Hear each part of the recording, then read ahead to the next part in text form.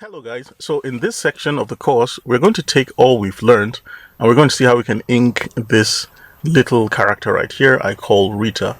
Now Rita is a 5-year-old and she really likes to hang out with friends, and you can see in the sketch here I have created some slight variations. Now I've tried to create the character design. You can see the hair is different.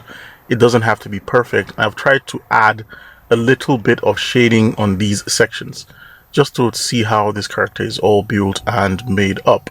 I also have a nice little idea for the shirt, the top, and I'm going to ignore this most likely. And you can actually see the hands. So I actually have two versions of the hand because I sketch using an ink pen. So if I decide to correct this hand over there, it's actually going to look really weird and not really nice.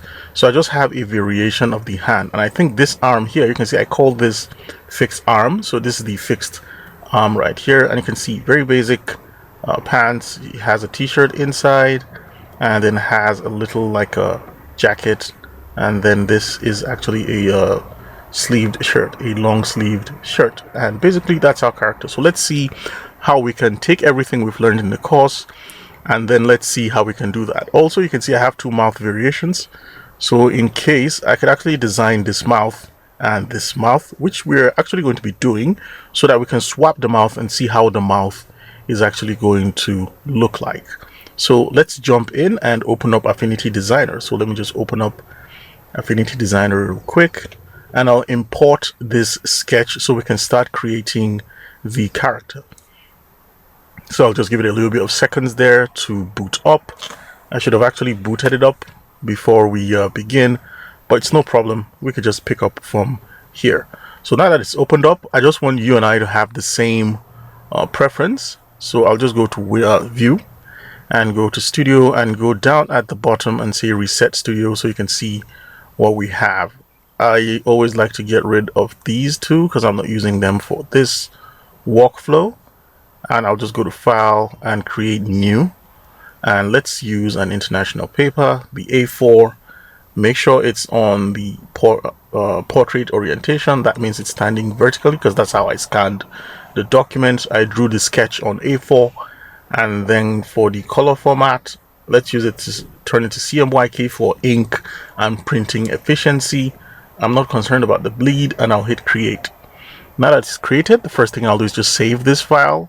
So let's just go to Save, and I'll go to Scans. I believe I called her Rita, so I'll just go over here and I'll just say Rita underscore, whoops, so what just happened, I'll just go to Save As. So I want to save it as Rita underscore Rita shift underscore 01. So I actually hit the enter key instead of the shift key. Underscore let's see, begin. So this is going to be our raw file right here.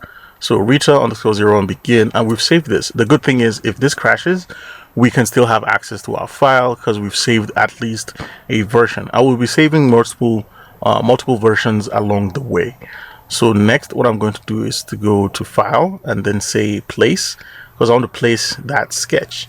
And because it's in the same place, we can easily pick our sketch, and I'll just hit Open, and you can actually see this white triangular pointer with a down arrow with a blue ellipse. I'll just hit that, and you can see because it's roughly the same size, it's actually the same size as my scan. It actually just lines up.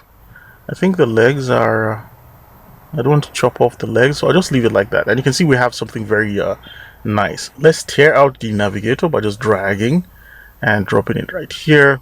And I also like to tear out the layers because I like grouping the layers a lot, helps in organization. I'll drag this and you'll see why in a few seconds. So what we'll do next is to create a nice little background. So I'll hit this, and then I'll hit the rectangular marquee tool, and I'll just draw a nice selection around this. And I want something quite nice, so I'll go over here and go to the let's see, color.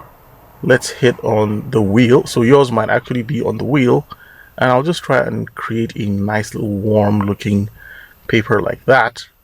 And I'll just double click on this layer and call that BG for background. Hit enter. That's supposed to be a BG. And I'll lock this layer like that, and I'll drag that to the bottom like so. So when I turn off this layer, we can actually see through that one. So what I'll do is to click on this layer and hit Ctrl G to group that, and I'll call that group the sketch. And I'm grouping it because I will add an adjustment here, and usually a levels adjustment, and this will help me. Let's drag the navigator and just slightly zoom in to our character so we can just have a nice view here. So this will help me adjust that contrast rather, so you can actually see. If I drag the white level down like so, you can see more of the lines. I can push the output black, which will actually have a nice little neutral gray tone. And with that, I think I like that. I'll just leave it like that. So with that, I'll just go to the entire sketch group and drag it down a bit. So you can see we're seeing the background, and I'll leave it at 75%. Usually I go like 50, so that if I create the vector artwork or the vector lines when we're inking, we can clearly see it. But this time around, I'll leave it at a high value so that when I'm recording the screen, you can easily see the lines, right? So you can see, and that's good. So I'll lock these two groups as well. So we can even group them together, but I'll just leave it like that. So that's going to be our setup.